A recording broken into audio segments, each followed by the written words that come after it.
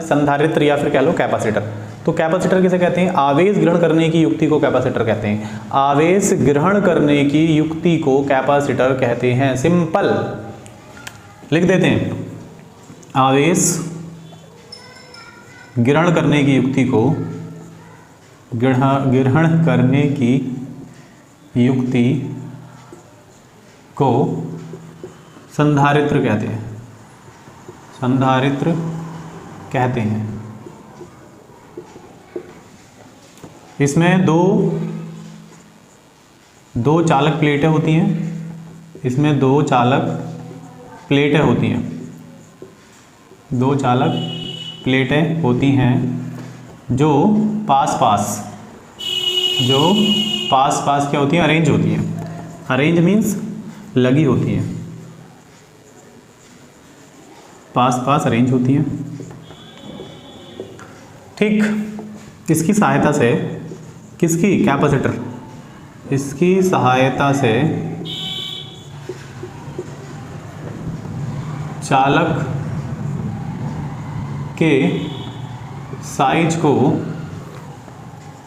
Size को बदले से ही नहीं लग रहा है, चेंज किए बिना विभव कम करके धारिता को कैपेसिटी धारिता को बढ़ाया जाता है या बढ़ाया जा सकता है। सिंपल। तो बेटे देखो संधारित्र क्या है? आवेश ग्रहण करने की युक्ति को संधारित्र कहते हैं। सिंपल। इसमें दो चालक प्लेटें होती हैं जो पास पास अरेंज होती हैं। इसकी सहायता से चालक के साइज को चेंज किए बिना विभव को कम करके धारिता को बढ़ाया जा सकता है। सिंपल, यही है संधारित्र और कुछ भी नहीं है संधारित्र। डायग्राम की ओर देख लेते हैं। कुछ इस तरह का दिखता है संधारित्र, अगर 3D में देखना चाहेंगे। Like condenser. तो जो सीलिंग फैन में कंडेंसर यूज करते हैं व्हाइट कलर का, लाइक दिस, मैं आपको दिखा देता हूँ। ये कैपेसिटर है बेटा। ये क्या है? ये कैपेसिटर है। इसके अंदर अगर इसको हम खोल करके देखेंगे तो इसमें दो चालक प्लेटें होंगी जो पास पास अरेंज होंगी, और ये वायर क्या करता है? उसमें करंट लेकर जाता है। तो ये क्या कर लेता है? कंडेंसर ये करंट को या एनर्जी को या विद्युत को या आवेश को अपने अंदर स्टोर कर लेता है, बहुत लंबे समय के लिए स्टोर कर लेता है ना। तो अगर आप इसे चाहें स्विच में अंदर देकर ऐसे, जैसे मैं आपको दिखा दूँ, इसमें आप करंट को चाहें तो स्टोर कर सकते हैं। अब मैंने इसे स्विच में, AC स्विच में एंटर किया है और इसके अंदर करंट स्टोर कर लिया है। अब देखो, आपको वो करंट देखना है तो लाइक दिस। तो करंट को स्टोर करने की युक्ति क्या कहलाती है बेटे? संधारित्र कहलाती है, कैपेसिटर कहलाती है। बस मक्खन, कुछ नहीं है इसके अलावा। इस तरह का स्ट्रक्चर होता है। अगर हम इसको खोल कर देखेंगे बेटा तो दो प्लेटें नजर आएंगी, एक ये और एक ये। तो एक प्लेट ये हो गई और एक प्लेट ये हो गई। ठीक है, दो प्लेटें नजर आएंगी। अगर हम एक प्लेट को आवेश दे दें, एक प्लेट को क्या कर दें? आवेशित कर देते हैं, चार्ज। तो जो दूसरी प्लेट होती है उसमें प्रेरण की वजह से, इसके प्रेरण की वजह से, इसके इफेक्ट की वजह से नेगेटिव चार्ज और पॉजिटिव चार्ज अलग हो जाते हैं। नेगेटिव चार्ज और पॉजिटिव चार्ज अलग हो जाते हैं। विद्युत प्रेरण की घटना घटित हो जाती है।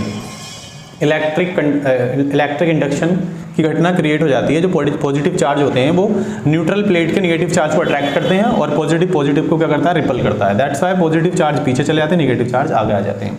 इससे क्या होता है? इस चालक प्लेट का विभव कुछ कम हो जाता है। इससे क्या होता है? इस चालक प्लेट का विभव कुछ कम हो जाता है। और जब हम क्या करते हैं, इसी प्लेट को भूसंपर्कित कर देंगे, जो क्या थी? न्यूट्रल थी। उस प्लेट को अगर हम भूसंपर्कित कर देंगे तो जितने भी पॉजिटिव चार्ज होंगे वो कहाँ चले जाएंगे? भूमि, अर्थ में चले जाएंगे, जिससे इस चालक का विभव और कम हो जाएगा, जिससे इस चालक का विभव और डाउन हो जाएगा। और विभव जितना कम होगा धारिता उतनी अधिक हो जाएगी।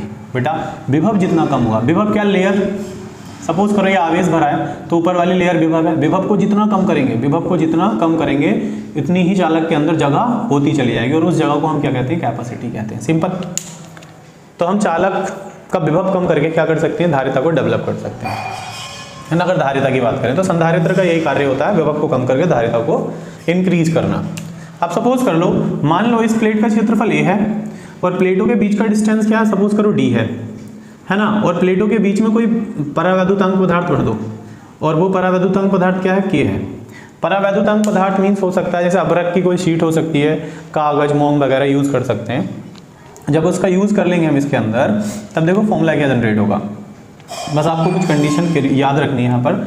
ये दोनों प्लेटें ओके, आपको ये कंडीशन याद रखनी है कि एक संधारित्र में हमेशा 2 प्लेटें होती हैं, एक संधारित्र में एक कैपेसिटर में सिर्फ 2 प्लेटें होती हैं, एक प्लेट पॉजिटिव और एक प्लेट निगेटिव, एक प्लेट पॉजिटिव एक प्लेट निगेटिव। दोनों प्लेटों का क्षेत्रफल एरिया इक्वल रहता है, डिस्टेंस डी है और इसके बीच में के परावैद्युतांक का कोई पदार्थ हमने फिल कर दिया है।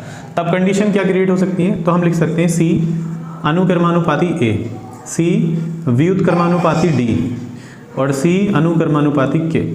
मतलब धारिता प्लेटों के क्षेत्रफल के अनुक्रमानुपाती होती है। धारिता कैपेसिटी संधारित्र की प्लेटों के क्षेत्रफल के अनुक्रमानुपाती होती है, यानी कि प्लेटों का क्षेत्रफल जितना ज़्यादा होगा, प्लेटों का क्षेत्रफल सरफेस एरिया जितना ज़्यादा होगा उसकी कैपेसिटी उतनी ही अधिक होगी। क्लियर। इक्वेशन नंबर 1, प्लेटों का क्षेत्रफल प्लेटों के बीच की दूरी जितनी ज़्यादा होगी धारिता उतनी कम होगी। इक्वेशन नंबर 2, प्लेटों के बीच की दूरी जितना ज़्यादा होगी धारिता कैपेसिटी उसकी उतनी ही कम होगी।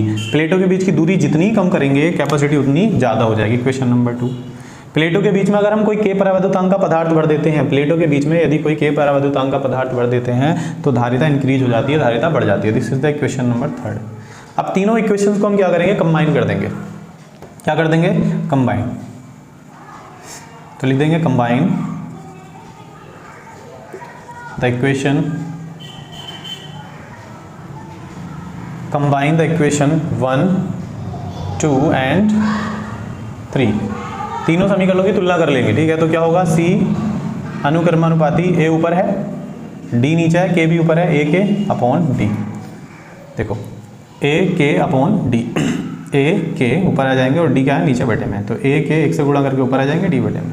तो हो जाएगा सी समानुपाती ए के अपॉन डी, मतलब दूरी बढ़ाएंगे धारिता कम होगी, क्षेत्रफल बढ़ाएंगे धारिता बढ़ेगी, परावैद्युतांक पदार्थ भरेंगे धारिता बढ़ेगी। अनुक्रमानुपाती का सीन हटाते हैं, कांस्टेंट आता है यहाँ, कांस्टेंट सपोज कर लो एप्सिलॉन नोट आएगा ए के अपॉन डी।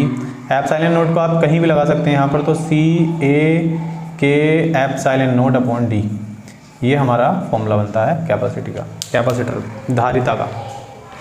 तो बेटा ये होता है कैपेसिटर, और कैपेसिटर का सिद्धांत भी मैंने आपको ये बातों में समझा दिया है, मतलब संधारित्र का सिद्धांत। तो सिद्धांत में आपको जनरली याद रखना है कि भैया एक सिद्धांत के लिए आप लिखेंगे किसी आवेशित प्लेट को जब उदासीन प्लेट के पास लाते हैं तो प्रेरण के कारण पॉजिटिव निगेटिव चार्ज अलग अलग हो जाते हैं। मतलब धनावेश प्लेट के पीछे चला जाता है और ऋणावेश प्लेट के आगे आ जाता है, जिससे पहली प्लेट पर जो आवेशित प्लेट थी उसका आवेशित प्लेट का विभव कुछ कम हो जाता है, और जब उदासीन प्लेट को भूसंपर्कित कर देते हैं तो आवेशित प्लेट का विभव और अधिक हो जाता है, आवेशित प्लेट का विभव और कम हो जाता है। तो इस तरह से विभव को कम करके धारिता के मान में वृद्धि की जा सकती है। सिंपल, आई होप समझ में आया होगा। इतना ही है, बस कुछ नहीं। अब हम बेटे नेक्स्ट वीडियो में पढ़ेंगे संधारित्र, समांतर प्लेट संधारित्र की धारिता का निगमन करेंगे। समांतर प्लेट संधारित्र की धारिता यानी कि सूत्र का निगमन करेंगे। फिलहाल ये बेसिक था, इन्फॉर्मेशन होनी चाहिए आपको इसके बारे में। तो आज के लिए इतना ही, फिर नेक्स्ट वीडियो में बाय।